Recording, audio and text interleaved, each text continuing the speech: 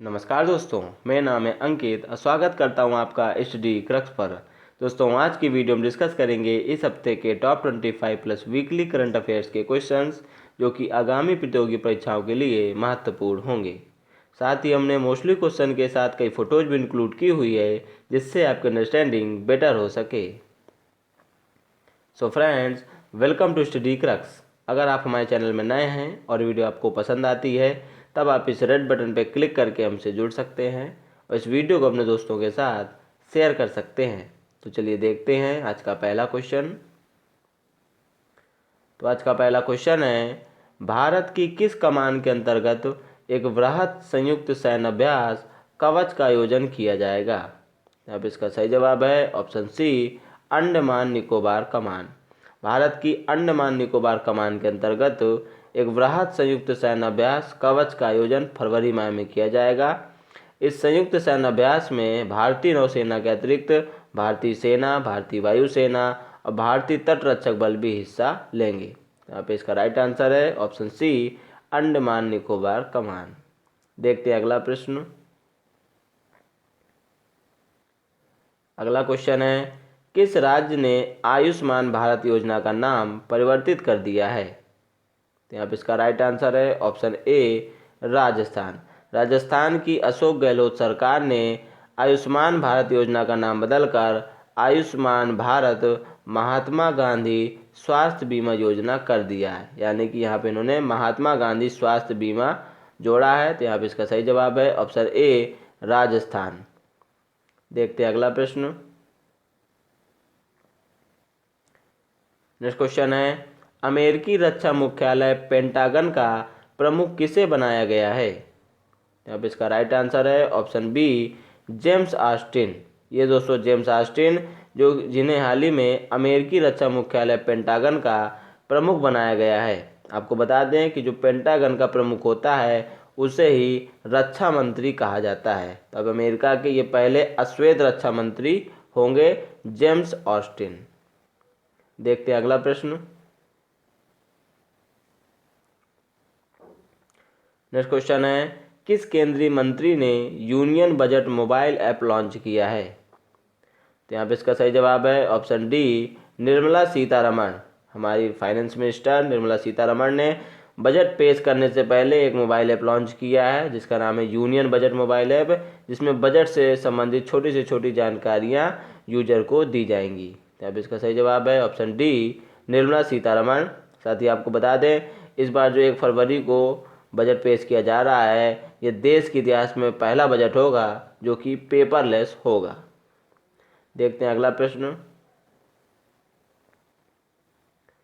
Next question है, वर्ष 2021 में प्रधानमंत्री राष्ट्रीय बाल पुरस्कार से कितने बच्चों को सम्मानित किया गया है? अब इसका राइट आंसर है ऑप्शन बी, 32। वर्ष 2021 में प्रधानमंत्री राष्ट्रीय बाल पुरस्कार से 32 बच्चों को सम्मानित किया गया है। इन सभी 32 बच्चों ने कुछ नवाचार किया है, खेलों में अपनी अद्भुत क्षमता का प्रदर्शन किया है, साहस के कारनामे किए हैं, कई अनूठी पहलों को चालू किया है जिसके कारण इन्हें प्रधानमंत्री राष्ट्रीय बाल पुरस्कार से सम्मानित किया गया है, इन 32 बच्चों को। देखते हैं अगला क्वेश्चन। नेक्स्ट क्वेश्चन है, किस राज्य सरकार ने विभिन्न प्रतियोगी परीक्षाओं के लिए मुफ्त कोचिंग सुविधा अभ्युदय की शुरुआत की है? तो अब इसका राइट आंसर है ऑप्शन सी, उत्तर प्रदेश। उत्तर प्रदेश की योगी सरकार ने विभिन्न प्रतियोगी बच्चों के लिए मुफ्त कोचिंग सुविधा अभ्युदय की शुरुआत की है। इस प्लेटफॉर्म पर बच्चे यूपीएससी, जेई का जो एग्ज़ाम होता है, नीट का एग्ज़ाम होता है, इस प्रकार के प्रतियोगी परीक्षाओं की तैयारी मुफ्त में कर सकेंगे। तो आपको याद रखना है कि अभ्युदय प्लेटफॉर्म की शुरुआत उत्तर प्रदेश राज्य ने की है।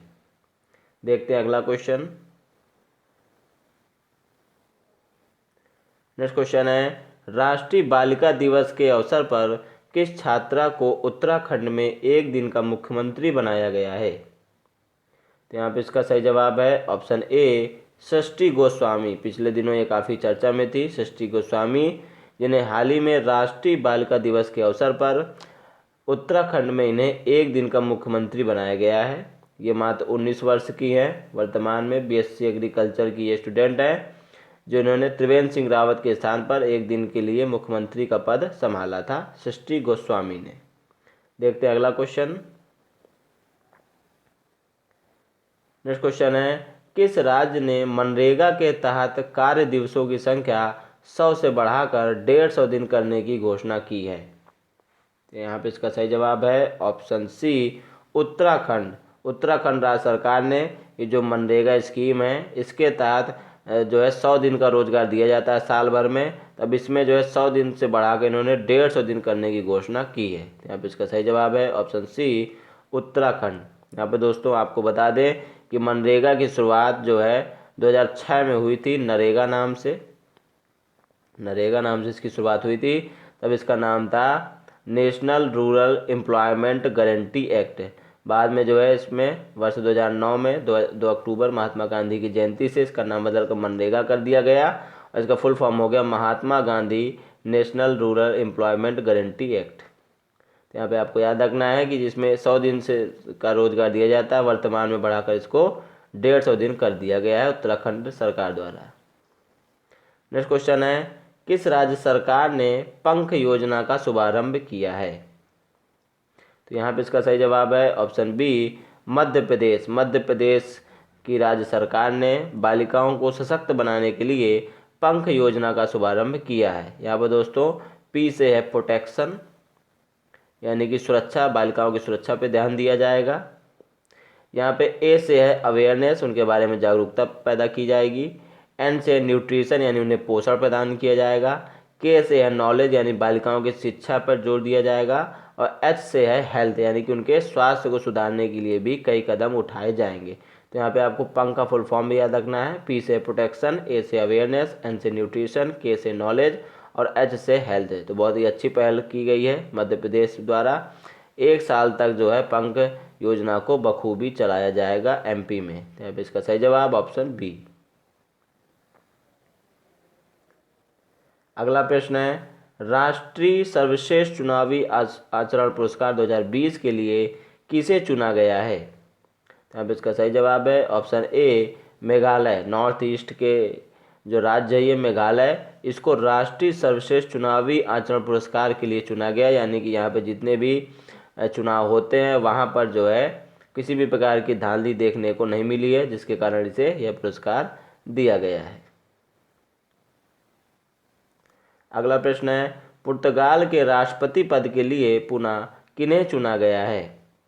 तो यहाँ पे इसका सही जवाब है option B, Marcelo Rebelo de सूसा।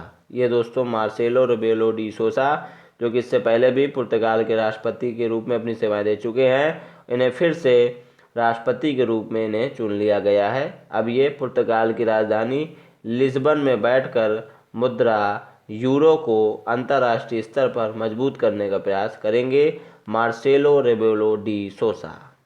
देखते हैं अगला प्रश्न। अगला क्वेश्चन है, ऑस्ट्रेलियाई क्रिकेटर्स एसोसिएशन के नए अध्यक्ष कौन बने हैं? अब इसका सही जवाब है ऑप्शन सी, टॉड ग्रीनबर्ग। ये है दोस्तों टॉड ग्रीनबर्ग, जिन्हें हाल ही में ऑस्ट्रेलियाई क्रिकेटर्स एसोसिएशन के नए अध्यक्ष के रूप में चयनित किया गया है, टॉड ग्रीनबर्ग को।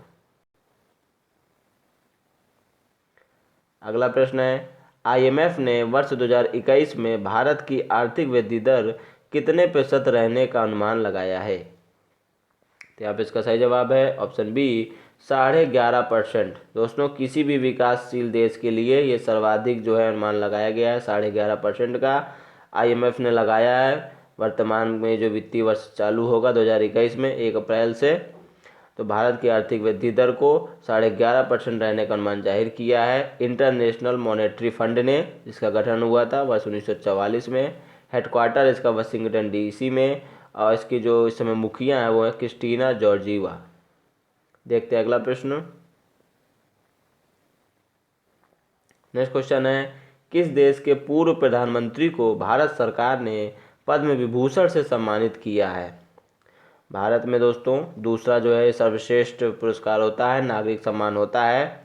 और जापान के पूर्व प्रधानमंत्री शिंजो एबे को भारत सरकार ने गणतंत्र दिवस की पूर्व संध्या पर पद्म विभूषण से सम्मानित करने का फैसला किया है? यहाँ पे इसका सही जवाब है ऑप्शन सी, जापान के पूर्व प्रधानमंत्री हैं। भारत और जापान के बीच रणनीतिक हिस्सेदारी को मजबूत करने के लिए इन्हें इस पुरस्कार से सम्मानित किया गया है। साथ ही आपको दोस्तों बता दें कि इस बार जो है 7 लोगों को पद्म विभूषण, ठीक है, 10 लोगों को पद्म भूषण और 102 लोगों को पद्मश्री प्रदान करने की घोषणा जो है भारत सरकार द्वारा की गई है। यानी कि टोटल 119 लोगों को पद्म पुरस्कार इस बार दिए जाएंगे। देखते हैं अगला प्रश्न। नेक्स्ट क्वेश्चन है, मणिपुर उच्च न्यायालय के नवनियुक्त मुख्य न्यायाधीश कौन है? यहाँ पे इसका सही जवाब है option D, PV Sanjay Kumar. ये पीवी संजय कुमार, जिन्हें हाल ही में मणिपुर उच्च न्यायालय के मुख्य न्यायाधीश के रूप में नियुक्त किया गया है। साथ ही आपको बता दें कि जेके माहेश्वरी ये सिक्किम हाई कोर्ट के मुख्य न्यायाधीश हैं। हिमा कोहली ये तेलंगाना उच्च न्यायालय की मुख्य न्यायाधीश बनाई गई हैं। और जेएस मुरलीधर को उड़ीसा उच्च न्यायालय के मुख्य न्यायाधीश के रूप में अपॉइंट किया गया है। देखते हैं अगला प्रश्न। अगला क्वेश्चन है, स्पेन और किस देश ने 590 मेगावाट सौर ऊर्जा संयंत्र बनाने के लिए एक समझौते पर हस्ताक्षर किए हैं? तो अब इसका राइट आंसर है ऑप्शन बी, फ्रांस। स्पेन और फ्रांस ने 590 मेगावाट सौर ऊर्जा संयंत्र बनाने के लिए एक समझौते पर हस्ताक्षर किए हैं। ये दोस्तों समझौता होने के बाद ये सौर ऊर्जा संयंत्र यूरोप का सबसे बड़ा सौर ऊर्जा संयंत्र होगा। इसके बदौलत वहाँ के 4 लाख लोगों को बिजली प्रदान की जाएगी। इसका सही जवाब है स्पेन और फ्रांस। देखते हैं अगला प्रश्न। नेक्स्ट क्वेश्चन है, अमेरिकी राष्ट्रपति ने भारतीय मूल के किस व्यक्ति को चीफ ऑफ स्टाफ के रूप में नियुक्त किया है?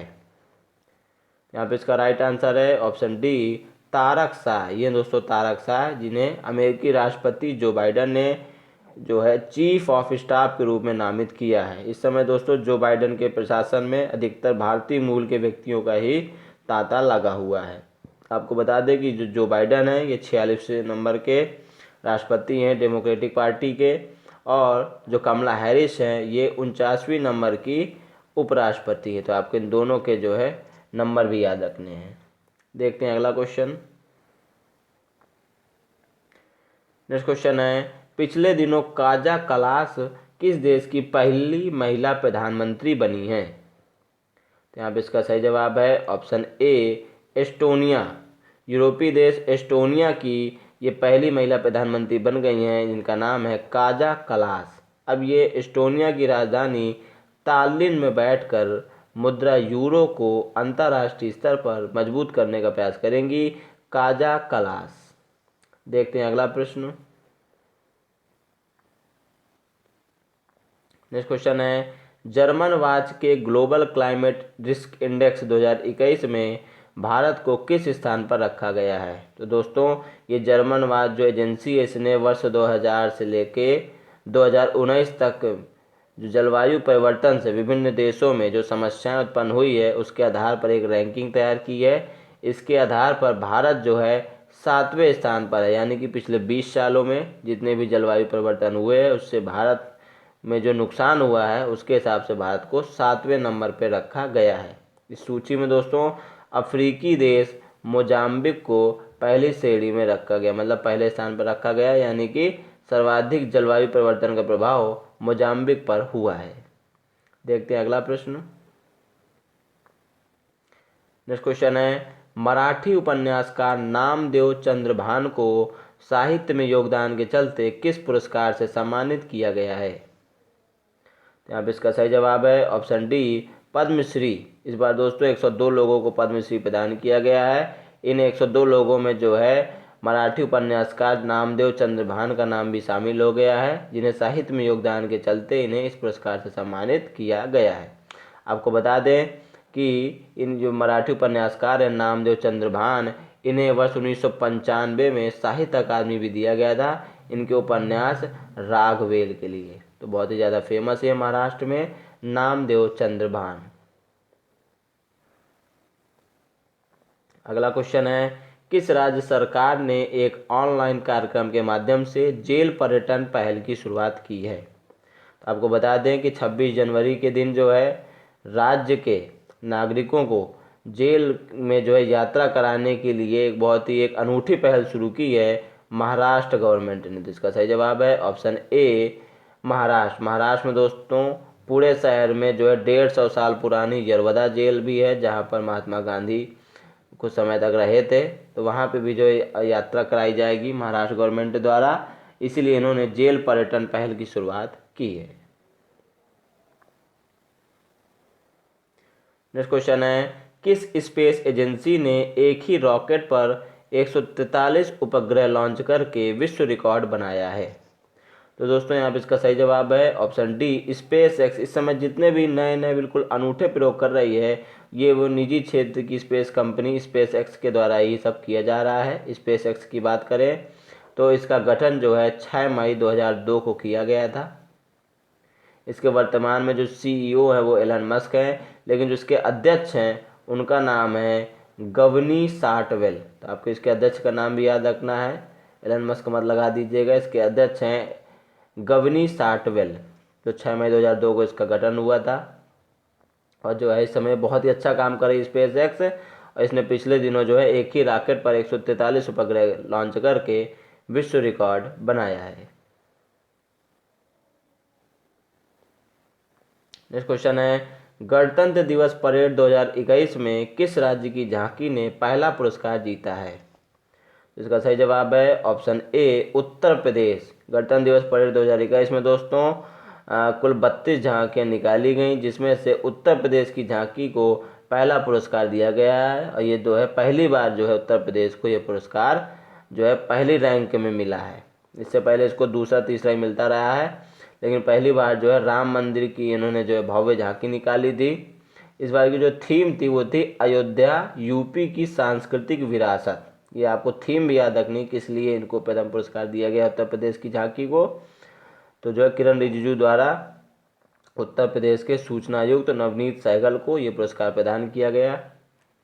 और आपको बता दें कि उत्तर प्रदेश के बाद जो है त्रिपुरा की झांकी को दूसरा स्थान और उत्तराखंड की झांकी को तीसरा पुरस्कार जो है प्रदान किया गया है। देखते हैं अगला क्वेश्चन। नेक्स्ट क्वेश्चन है, भारतीय सेना के नए सेना उपाध्यक्ष कौन हुए हैं, कौन बने हैं? तो यहाँ पे इसका सही जवाब है ऑप्शन सी चंडी प्रसाद मोहंती। ये दोस्तों चंडी प्रसाद मोहंती उड़ीसा राज्य से संबंधित हैं, जिन्होंने हाल ही में सतिंदर कुमार सैनी यानी एसके सैनी के स्थान लिया है और अब यह भारतीय सेना के नए सेना उपाध्यक्ष होंगे। साथ ही आपको बताते चले कि वर्तमान में सेना प्रमुख हैं MM नरवणे यानी कि मनोज मुकुंद नरवणे। तो इनका नाम भी आपको याद रखना है। देखते हैं अगला क्वेश्चन। अगला प्रश्न है, वार्षिक आदिवासी मेला 2021 का उद्घाटन भारत के किस शहर में किया गया? तो यहाँ पे इसका राइट आंसर है ऑप्शन ए भुवनेश्वर। उड़ीसा के भुवनेश्वर में वार्षिक आदिवासी मेला 2021 का उद्घाटन जो है दोस्तों किया गया है। 1954 से प्रतिवर्ष जो है उड़ीसा के भुवनेश्वर में वार्षिक आदिवासी मेला लगता है, जहां पर विभिन्न आदिवासी समाज के लोग आकर अपने जनजातीय जीवन और संस्कृति का जश्न मनाते हैं। आइए अब देखते हैं इस सप्ताह के हुए प्रमुख निधन। तो इस सप्ताह प्रतिष्ठित भजन गायक नरेंद्र चंचल का निधन हो गया है। इनके कई जो भजन थे वो लाखों भक्तों के बीच जो है प्रचलित थे और एक लंबी उम्र के बाद इनका निधन हो गया है। इसी हफ्ते प्रसिद्ध रेडियो होस्ट और टीवी में भी होस्टिंग कर चुके लैरी किंग का भी निधन हो गया है। अपने होस्टिंग स्टाइल के लिए काफ़ी फेमस थे लैरी किंग। इसी सप्ताह इनका निधन हो गया है।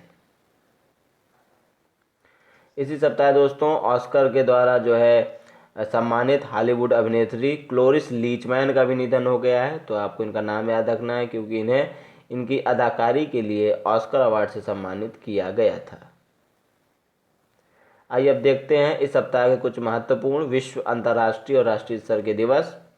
तो 25 जनवरी को दोस्तों राष्ट्रीय पर्यटन दिवस मनाया जाता है। इस बार की आपको थीम याद रखनी है, यह है देखो अपना देश। तो राष्ट्रीय पर्यटन दिवस मनाया जाता है 25 जनवरी को। राष्ट्रीय मतदाता दिवस दोस्तों 25 जनवरी को मनाया जाता है, क्योंकि 25 जनवरी 1950 को जो है नई दिल्ली में चुनाव आयोग यानी कि भारतीय निर्वाचन आयोग की स्थापना की गई थी। इस बार की आपको थीम भी याद रखनी है। थीम है making our voters empowered, vigilant, safe and informed, यानी कि अपने मतदाताओं को सशक्त, सतर्क, सुरक्षित और जागरूक करना या सूचित करना। और दोस्तों 25 जनवरी को ही हिमाचल प्रदेश राज्य का स्थापना दिवस होता है, क्योंकि वर्ष 1971 में इसकी स्थापना 25 जनवरी को ही की गई थी। 26 जनवरी को दोस्तों गणतंत्र दिवस हर साल मनाया जाता है। इस साल जो है 72वां गणतंत्र दिवस मनाया गया धूमधाम से। हाँ, किसान आंदोलन चल रहा था दिल्ली में, थोड़ा पुलिस वालों को वहाँ दिक्कत भी हुई और एक गुट ने जाके वहाँ लाल किला में जो है झंडा फहराने का भी काम किया निशान साहिब का। तो 26 जनवरी को जो है 72वां गणतंत्र दिवस मनाया गया। इसी दिन जो है अंतर्राष्ट्रीय सीमा शुल्क दिवस भी मनाया जाता है। 27 जनवरी को अंतर्राष्ट्रीय प्रलय स्मरण दिवस का आयोजन दोस्तों किया गया। ये दिवस जो है द्वितीय विश्व युद्ध में जितने लोगों की निहत्थे हत्या की गई है और हिटलर के द्वारा लाखों यहूदियों को मारा गया है, उन सभी के शोक में जो है 27 जनवरी को अंतर्राष्ट्रीय प्रलय स्मरण दिवस मनाया जाता है। 28 जनवरी को दोस्तों हमारे देश के महान क्रांतिकारियों में शुमार लाला लाजपत राय की जयंती मनाई जाती है। वर्ष 1865 में इनका जन्म हुआ था और 1928 में साइमन कमीशन का विरोध करते हुए ये स्वर्ग सिधार गए थे। 30 जनवरी को दोस्तों गांधी जी की शहादत दिवस है। ये 30 जनवरी 1948 को नाथूराम गोडसे ने धर्मांध होकर महात्मा गांधी पे 3 गोलियां मार दी थी, जिसके कारण उनकी जो है डेथ हो गई थी। तो उन्हीं के जो है निधन दिवस पर हर साल 30 जनवरी को शहीद दिवस जो है मनाया जाता है और इस दिन जो है राजघाट में उनके कई अनुयायी जो है उनको श्रद्धांजलि देने के लिए जाते हैं। दोस्तों अगला है विश्व कुष्ठ उन्मूलन दिवस। इसका दोस्तों दिन नहीं है, ये जो है जनवरी के लास्ट संडे को मनाया जाता है, वर्ल्ड लेप्रोसी डे। तो लास्ट संडे को जो है जनवरी के मनाया जाता है। इस बार जो लास्ट संडे है वो है 31 जनवरी को, तो यानी कि 31 जनवरी को इस बार विश्व कुष्ठ उन्मूलन दिवस मनाया गया। तो दोस्तों वीडियो यहीं तक थी। वीडियो पसंद आई हो तो लाइक करें, कमेंट करें और इस वीडियो को अपने ज़्यादा से ज़्यादा दोस्तों तक शेयर करें। मिलेंगे नेक्स्ट वीडियो में, तब तक के लिए नमस्कार, जय हिंद, वंदे मातरम।